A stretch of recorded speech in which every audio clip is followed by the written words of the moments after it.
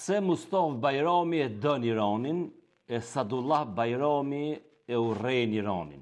Po flasë çka shkruajnë këta teolog në Facebook.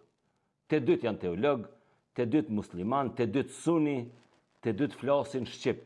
Mirë po qëndrimet për luftën më të fundit në gjirin persik i kanë krejt ndryshe, interesant ndryshe. Mustafa Bajrami në postimet e tij e glorifikon forcën e Iranit.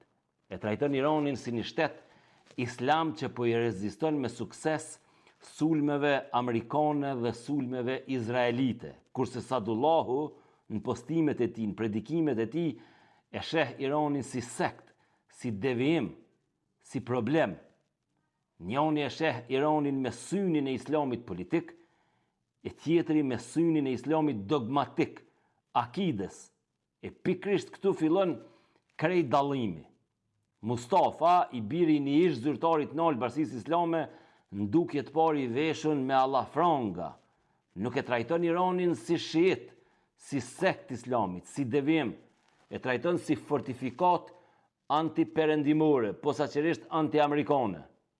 Prioritet për Mustafa Bajramin e për krasit e tij në rrjetet sociale nuk është kush është suni, as kush është shiit, as kush është vehabi, e as kush është hanefi. Prioritet për të është ndamja e madhe e botës, skizma e madhe. Islami njënën anë me krejt sektet e perëndimi në anën tjetër me krejt çka ka. Pra kjo është ma shumë ndamje kulturore, ndamje civilizimeve, se sa thjesht ndamje fetare. Si mas logjikës Mustafa Bajramit, Irani mundet me pas shumë probleme. Mundet që ka kry shumë krime, bele edhe kundër muslimanëve. Mundet që në kuadër besimit shet ka shumë hipokrizi. Amo përderisa ai del kundër Amerikës e Izraelit, ai e fiton një farë lloj mbështetje automatike. Pra Irani mundet mos me koni drejtë e i mirë, amo është i dobishëm. Sadullahu nuk e sheh kështu problemin. Sadullahu nuk i intereson me kën po lufton Irani. Pra ai nuk e humb fokusin.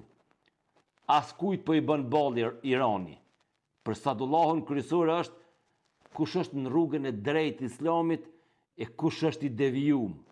Ai nuk e sheh Iranin si shtet a shoqni që po lufton kundër perëndimit. Ai e sheh Iranin si mishrim të një rrymë të rrezikshme për vetë islamin. Për Sadullahun, ngjarjet e para 1000 vjetëve janë sikur me pas ndodh dje. Nuk ju ka zbe as pak urrejtja për shiitët për kundrazi. Gjuha e Sadullahut nuk është gjuhë e geopolitikës. Ato e ka Mustafa. Gjuha e Sadullahut është gjuhë e sektit e përjashtimit, e devijimit. Për Sadullahun, Irani nuk është thjesht rival strategjik, është armik i përbetuar doktrinar. Kjo shpjegon pse Sadullahu është kundër Iranit, madje edhe kur Irani lufton kundër Izraelit. Po kjo nuk e bën Sadullahun pro-izraelit, as pro-perëndimor. Për Sadullahun, Amerika dhe Izraeli janë armiqtë të jashtëm, kurse Irani është armik i brendshëm. Në shumicën e ideologjive fanatike, armiku i brendshëm urrehet ma shumë se sa armiku i jashtëm. Pra, me një fjalë të vetme, Mustafa vendos politikën mbi sektin, edhe krejt muslimant i mbulon me një organ. E Sadullahu e vendos sektin mbi politikën. Njoni thot, lejon shpërçarjen mes muslimanëve, shiko luftën kundër perëndimit, e tjetri thot, lejon luftën kundër perëndimit se nuk është problemi jon, këqyre kush po e prish islamin, kush po e interpreton gabushëm islamin. Njoni e relativizon shiizmin për hir të frontit politik, tjetri e relativizon edhe konfliktin me Izraelin, veç mos me i dhon Iranit legjitimitet, credo morale. Fatkeqësisht, ky nuk është debat qysh më thon autokton. Ky është debat i importuar. Ky është mall ideologjik i importuar, për i cilit na si shqiptar sfitojmë kurrë. Ky është konflikt i huaj, me aktor të huaj, me histori të huaj, me obsesione të huaja, që disa përpiqen me i përbrendsu për audiencën shqiptare, me i bë dhe këta pjesë të saj. Pra shohin si një farë lufte tonën, dika. Njoni i kon mendje qëndrimet politike të Ankaras dhe të Kairos, të politika e umetit, e frontit kundër perëndimit, tjetri e ka mendjen të luftat sektare të lindjes mesme, të Arabia Saudite, të Siria, të Shia, të Sunia, të Rafidit, të terminologjia e urrejtjes fetare. Mirë pas njoni nuk po fol prej përvojës politike shqiptare edhe interesit kombëtar shqiptar. As njoni nuk po flet prej historisë tonë, prej nevojave tona.